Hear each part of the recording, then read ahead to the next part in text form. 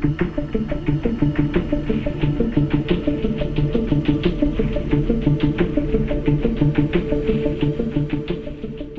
morning, John. It's a lovely morning. Good morning. And I've been drawn to your beautiful racing MG. Thank you. Can you tell me a bit about it? Yeah, absolutely. It's a 1931 C-Type Montlhery Midget.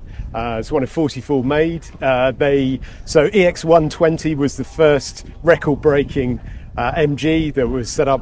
It was built up by the works, but also engine work by Jimmy Palms, driven by George Easton at Montlhery. And it was the first car to break, the 750cc car, to break that magic 100-mile-an-hour barrier and beat Austin. And it was a huge deal. And so very quickly they put these together, which were what we would now call a homologation variant, really. It was a 750cc. Some of them were supercharged. This one is now supercharged, but it wasn't in period.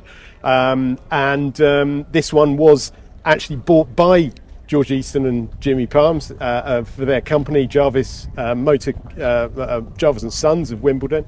And originally it was a bare chassis, and they put their own 2x2 body on it, which was lost, unfortunately. But this one has a factory racing body on it. Last weekend it was back at Montlhery, and there were 4 Montlhery Midgets. I was going out on track around the banking with there were like 18 Bugattis, but really fascinating was we parked up, and then the C-Type that was next to us was the original chassis that used to have this body. Oh. So between the two of them, nearly 100 years apart, it's almost kind of back together again. But it's a fantastic little car. Road registered, has been since new, as most of them were, but loads of them were raced here. Back in 1931, when they first pulled them out, they were brought out of the paddock here in a procession, all the different ones, and they were given over to their owners at Brooklands. And some fascinating names, Goldie Gardner. I wrote the autobiography, the biography of Goldie Gardner. So he had one of these. He raced it in the Ards TT. He raced it here, and the Duke of Richmond, who his ancestor now runs Goodwood, or the Goodwood dynasty, and he raced 3 of these against 3 of these in the Ards, the RACTT in Ulster, and they're absolutely amazing little cars. They are very powerful, given the engine. It's got a 4-speed crash ENV gearbox. You can see inside it's got fly-off hand lever, handbrake. It's even got brake bias, so you can adjust the brakes in actually in the cockpit. This one was this one was rebuilt back in 2016, so it's put back together again. It'd been in bits for quite a long time, and the previous owner raced it. So it's raced at Silverstone, Brands, Zandvoort. I've had it, as I say, last week at Montlhery. It's fantastic. It's at 2 bank circuits within a week, which is extraordinary. And I'm hoping on the 7th I've got a track day at Goodwood for for a military charity, and then I've got some other plans over the summer for it. So it's very well used, and it's just a lovely little car. How long have you had it on the road?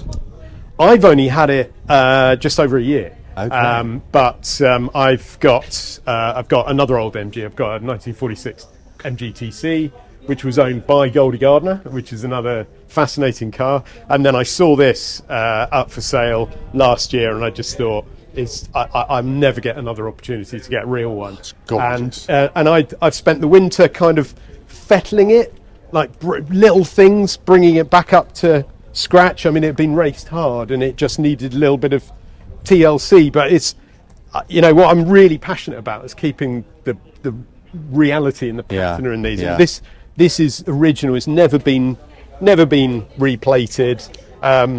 I've got photographs of it going all the way back to when it was new, and it's great. And I've been through the whole engine. It's still got all the original bits. So this is a This was a scuttle oil tank, because they use so much oil, especially into the Power Plus superchargers, which they had first, and that just constant feed into the engine. That isn't used anymore, but original magnesium sumps, everything. So it's a really phenomenal little car, and it held its own against some Bugattis on track last week. So yeah. Is the colour an original style of colour?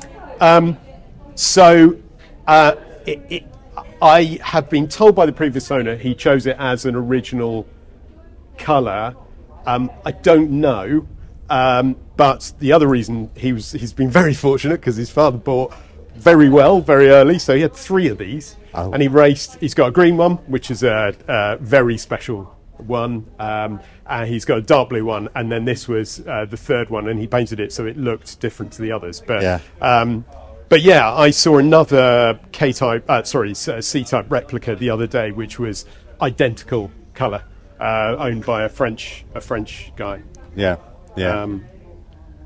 Absolutely beautiful. Thank you. Yeah, it's in so many ways. It's a brilliant car. And it's a bit more tricky to drive than the TC. That's why I didn't drive it today. I drove the TC. But I've got a 21-year-old son. He loves it, and he's driven it a little bit. Although on the roads, insurance is tricky. But yeah, it's a really, really special car. Right, let's hope it starts after all that.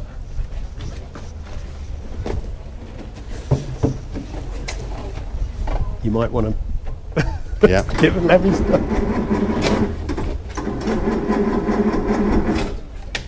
I had a problem with one of the fuel pumps last week.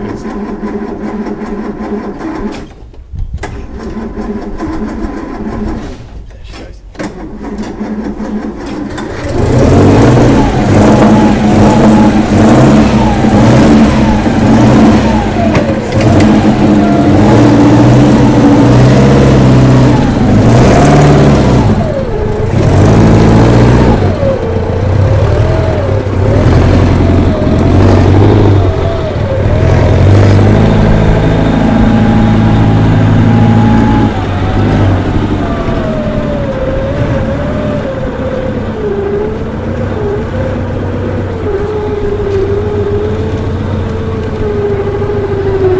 Thank you.